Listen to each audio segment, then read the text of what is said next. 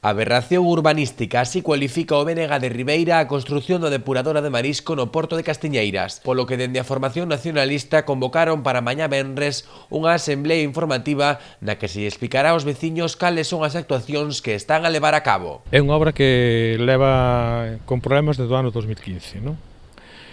Empezaron as obras sin permisos do Concello, de que tiñan o de Portos, se paralizaron,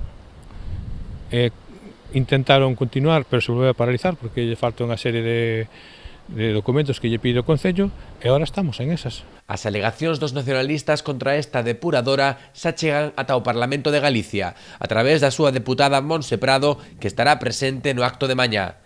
Alegan que os danos medioambientais son irreversibles. Afecta o que é a playa das Monxas, afecta o parque do Castro, está na costa, e nós creemos, xa o temos manifestado moitas veces, que os portos hai que dedicalos á actividade portuaria.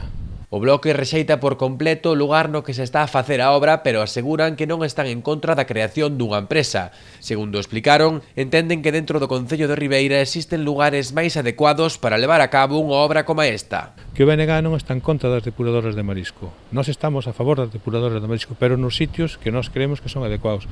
E desde logo na nosa opinión, o BNG de Ribeira, non é o sitio adecuado para estar unha depuradora de marisco. A asemblea aberta terá lugar mañá ás 8:30 da tarde na Casa da Cultura de Castiñeiras.